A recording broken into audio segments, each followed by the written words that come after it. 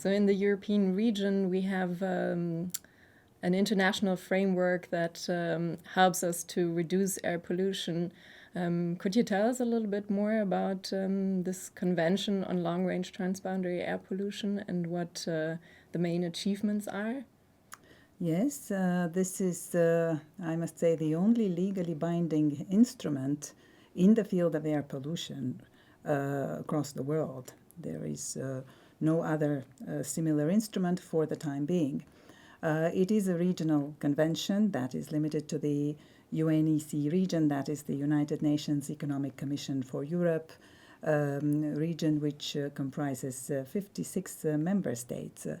However, it is regional, and so far it has focused only on the European region and has managed to solve many problems so far, most importantly the acidification problems and some of the eutrophication problems as well. But as we know, there are new problems that are arising, mainly related to urban pollution and having very harmful health effects. There are still measures and solutions that can be applied to solve the problem. The convention is for the European region, the UNECE region mainly, legally, but of course the solutions and measures that are elaborated under it can be applied across the world.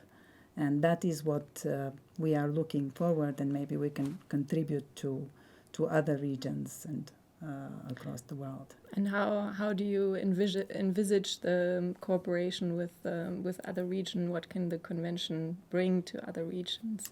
Well, there are a lot of tools that have been developed. It has certain protocols which are legally binding in terms of commitments from the countries which ratify the protocols, but of course many of the solutions and the both technological and non-technical measures can be applied on a voluntary basis by other countries in Asia, in Latin America, in Africa with severe air pollution problems. We should not forget that, for example, emissions of sulfur were reduced by about 70-80% across this region in the past 40 years since the existence of the convention. And this can also be applied in other regions.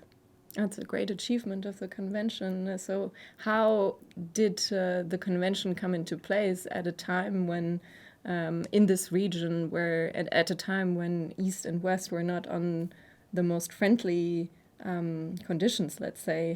How did this dialogue emerge?